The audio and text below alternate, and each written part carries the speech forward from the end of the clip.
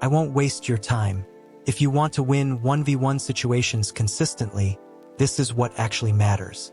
And if you're a defender listening, this is exactly why attackers keep getting past you. Most players think 1v1s are about skills, speed, or tricks. They're not. They're about decisions made in fractions of a second. The most common mistake attackers make is stopping the ball in the wrong way. Stopping the ball isn't automatically bad, but where and how you stop it decides everything. When you kill the ball while closing off one side of your body, you remove your own options. In tight spaces, that's fatal. You become predictable. The defender no longer needs to guess. You've already told him what you're about to do. Think of it like pausing in the middle of a chess move. That pause gives your opponent time to read you, prepare, and strike. That's exactly what happens when you stop the ball poorly in football. Elite dribblers don't freeze the game. They keep the ball alive.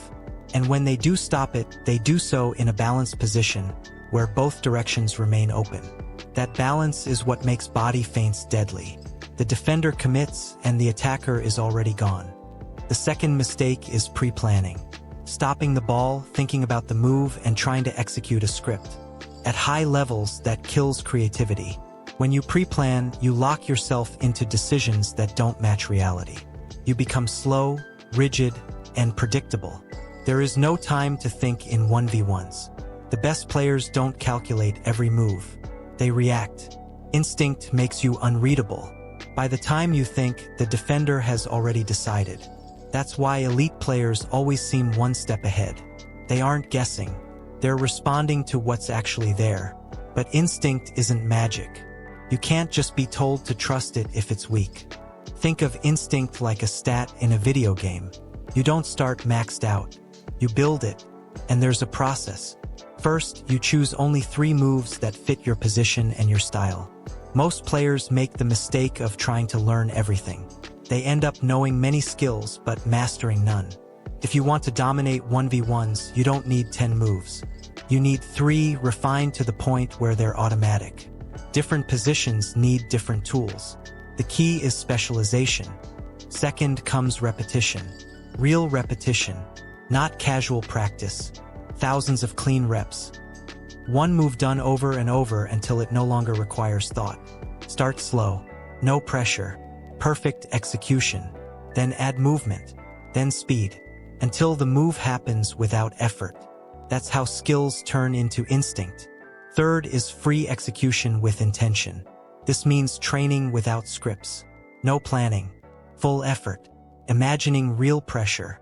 Reacting in the moment. If you've put in the work, the moves will appear naturally. If you haven't, they won't. Repetition without intention is useless. You have to commit fully. Fourth is application. This is where most players fail. Training without applying it in real games is pointless. Small-sided games force you into tight spaces where instinct is tested. This is where everything becomes real. This is where instincts level up. There are also tools that accelerate this process. Training barefoot increases sensory feedback. Your feet are designed to feel and react, but modern shoes dull that connection. When you restore it, touches sharpen and reactions speed up. Another overlooked element is proprioception, your body's ability to know where it is in space without looking. Strong proprioception means better balance, smoother movement, and cleaner touches. When it's high, dribbling feels effortless, like the ball is part of your body. That's how you win 1v1s.